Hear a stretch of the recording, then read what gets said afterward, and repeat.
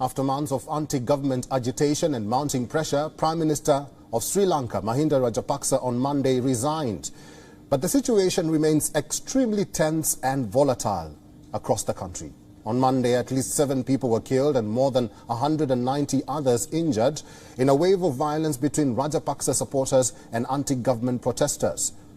On your screen are 3 residences of Mahinda Rajapaksa. All of them came under attack. The one in Colombo was surrounded by protesters who rammed barricades into the gates of the residence. The other 2, located in other parts of the island nation, were set on fire.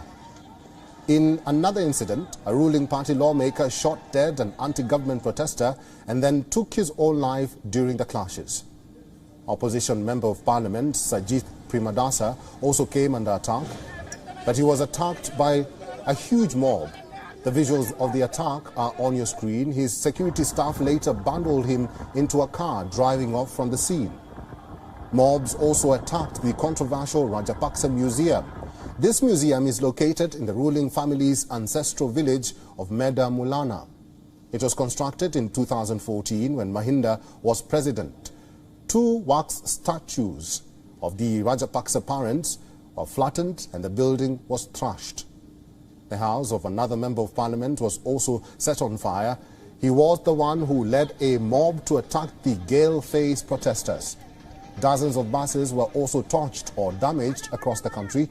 These buses were used by the Rajapaksa supporters to travel to Colombo. 3 pickup trucks were also pushed into a lake. The violence began when Rajapaksa supporters attacked anti-government protesters. Most of these supporters were ferried from rural areas. They chanted pro-Rajapaksa slogans. They attacked unarmed protesters who were outside the president's house.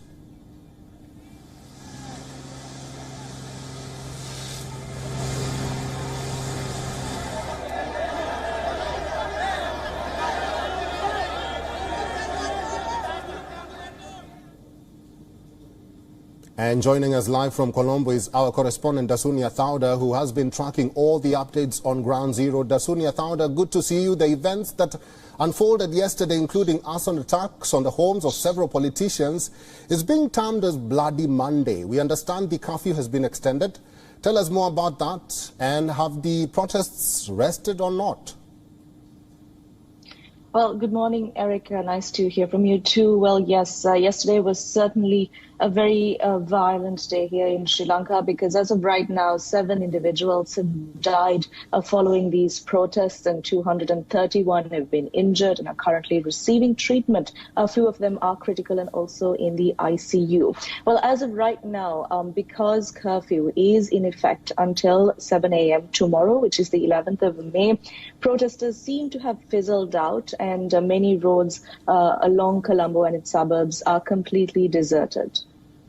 Dasuni, Sri Lanka's former Prime Minister Mahinda Rajapaksa is facing calls for his arrest from the opposition politicians who are claiming he incited violence against peaceful anti-government protesters that claimed at least 5 lives, like you mentioned there. Can you confirm this?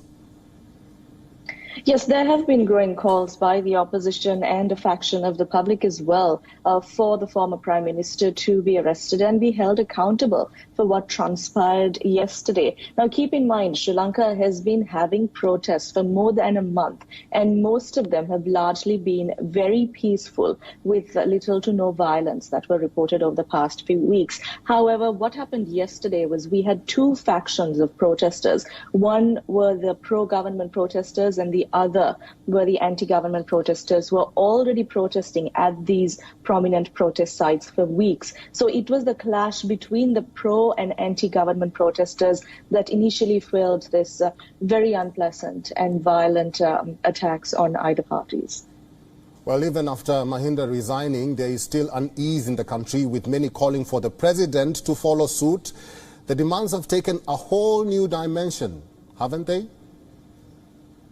Yes, in fact, they have. When you have a section of the public that are still unsatisfied with the decision of only the Prime Minister resigning, large section of the public who are still demanding for President Gotabaya Rajapaksa also to step down. Now, also in your latest developments, we do know that the Speaker has called for an emergency parliamentary sitting and has requested the President to facilitate this, because as of right now, following the resignation of former Prime Minister Mahinda Rajapaksa, Sri Lanka still does not have a Prime Minister or a Cabinet of Ministers, because when the Prime Minister of the country steps down, the Cabinet of Ministers also automatically ceases to function. Live from Colombo, our correspondent Dasunia Thanda, thank you very much for that input and for talking to us today.